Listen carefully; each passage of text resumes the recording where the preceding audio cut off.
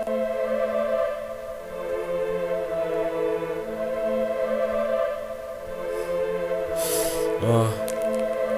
yo.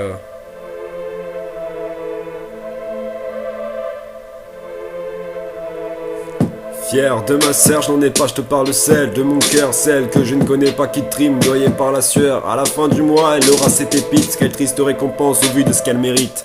À peine pour se nourrir, mais elle veut pas les voir mourir. Je te parle de ses enfants, une héroïne, pas seulement une maman.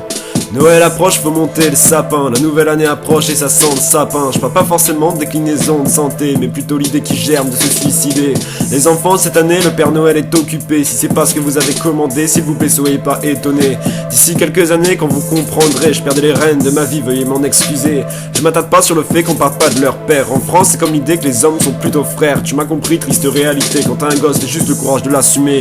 Elle verra passer les fêtes, ses enfants jouer par la fenêtre. Tiendra-t-elle encore une année, peut-être? Elle ira travailler avec des gens qu'elle peut pas saquer. Son patron elle en peut plus, là c'est de se faire draguer. Réagira-t-elle? Non, pour avoir une prime, prête à tout pour ce putain de gros con.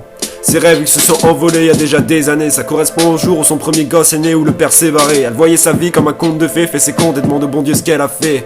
Résultat, elle fêtera pas Noël cette année. Et ne lui dites pas bonne année.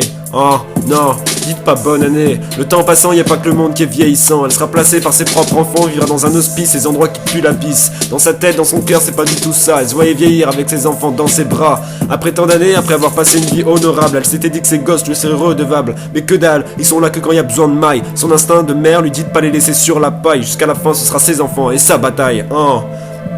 Un jour venu, la mort l'emportera, une vie de débauche, un vide qui restera. Le jour où on l'enterrera, ses enfants ne se parleront pas. Attention autour de l'héritage, personne ne pleurera. Enfin si, à l'autre bout du monde, il y aura moi.